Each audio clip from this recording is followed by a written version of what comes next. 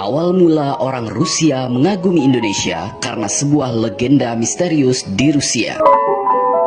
Presiden Vladimir Putin mengungkit mengenai jasa-jasa Rusia atau Uni Soviet terdahulu di saat Putin menyambut kedatangan Presiden Jokowi di Istana Kremlin pada hari Kamis 30 Juni 2022 yang lalu.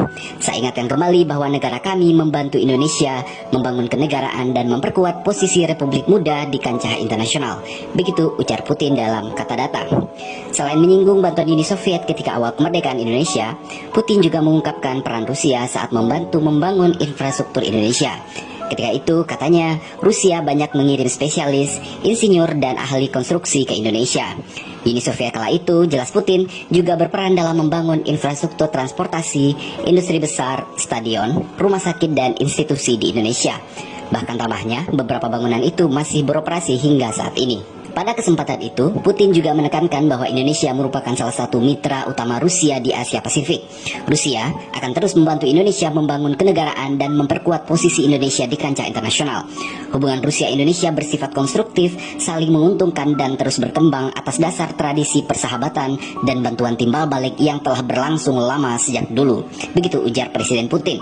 Dr. Sastra Indonesia dan Malaysia di School of Oriental and African Studies, University of London, Inggris, Vladimir I. Brzezinski mengungkapkan pada mulanya orang-orang Rusia memendam kekaguman terhadap kawasan Nusantara semenjak abad ke-11.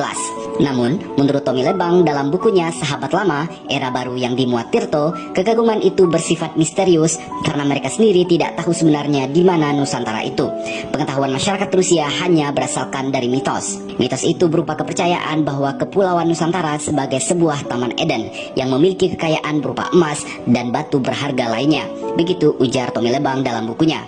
Saat dalam jajahan Belanda, Kekaisaran Rusia telah menempatkan seorang konsul pertama dan terakhir di Batavia, yaitu M. Bakunin. Dia memegang jabatan sebagai konsul itu pada periode 1864 hingga 1899. Hubungan Rusia-Indonesia juga terkait dengan sosok Tan Malaka yang hadir dalam Kongres Komintan 4 di Moskow pada tahun 1932. Bukan hanya Tan Malaka, ada juga Munawar Musso yang pernah tinggal di Moskow.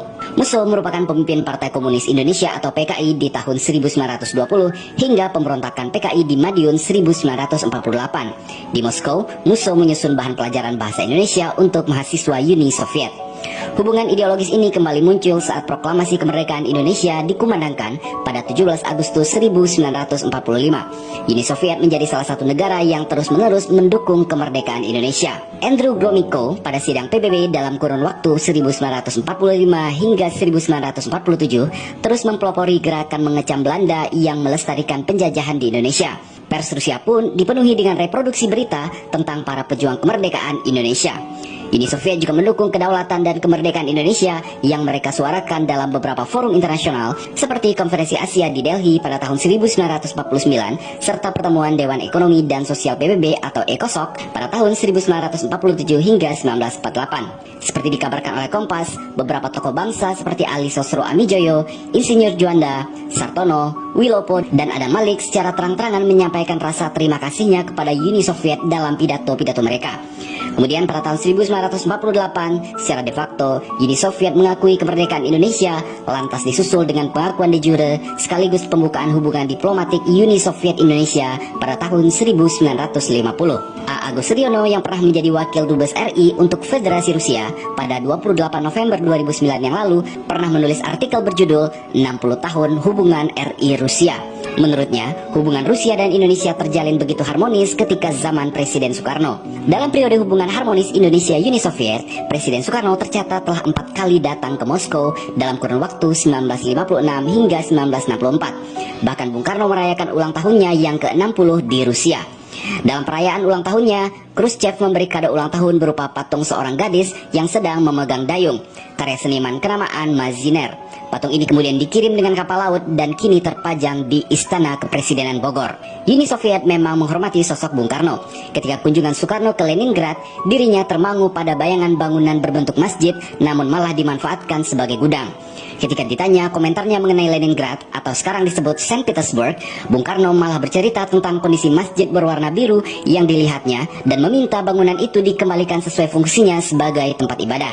Hanya dalam waktu 10 hari saja setelah kunjungan Presiden Soekarno, bangunan itu kembali menjadi masjid yang saat ini dikenal sebagai Central Mosque. Begitu tulis Retno Marsudi dalam Rusia Beyond. Ketika hubungan harmonis itu berlangsung, Uni Soviet tercatat mengalirkan banyak bantuan dana untuk pembangunan berbagai proyek infrastruktur seperti Rumah Sakit Persahabatan Jakarta, Hotel Indonesia Jakarta, Stadion Gelora Bung Karno Jakarta, serta beberapa tempat yang lainnya.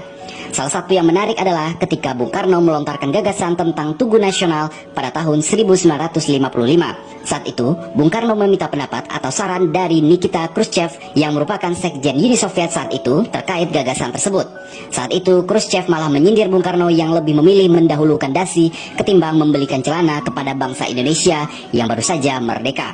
Soekarno diketahui berang mendapat kritikan dari Khrushchev tersebut. Namun, kendati mengkritik, Uni Soviet tetap memberikan bantuan kepada Indonesia.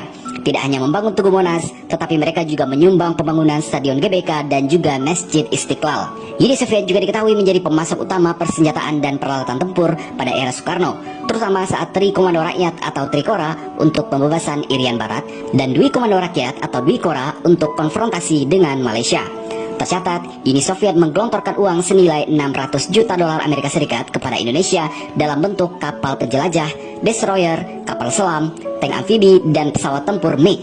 Tak heran, ketika itu Angkatan Laut Indonesia disebut menjadi Angkatan Laut terkuat kedua setelah Tiongkok. Eratnya hubungan bilateral juga tercermin di bidang-bidang lain. Pada tahun 1956, pengiriman pertama kali mahasiswa Indonesia ke Moskow pun dimulai. Dari 7 mahasiswa, 2 diantaranya adalah pekerja film, yakni Sumanjaya dan Ami Priyono.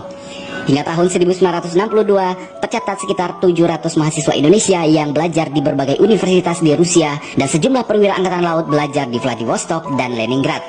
Kelak beberapa dari mereka tidak bisa kembali karena peristiwa gerakan 30 September. Setelah peristiwa G30S, kemesraan Indonesia-Uni Soviet lantas pupus. Orientasi pemerintahan Orde Baru yang dipimpin oleh Presiden Soeharto berseberangan dengan pemerintahan yang lama. Soeharto membekukan segala bentuk hubungan kerjasama dengan Uni Soviet.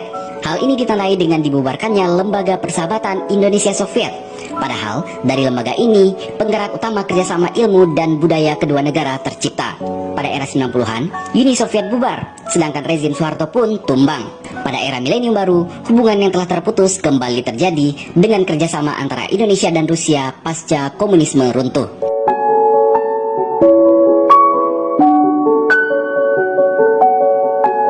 Jadi, di sini kita sudah sedikit tahu kenapa bangsa Rusia adalah hanya segelintir bangsa kulit putih yang notabene adalah bangsa barat yang respek dan sangat suka dengan Indonesia tanpa dibuat-buat dan terlihat lebih tulus dan apa adanya. Karena Indonesia adalah Taman Eden dalam legenda Rusia. Jadi, bagaimana menurut pendapat Anda?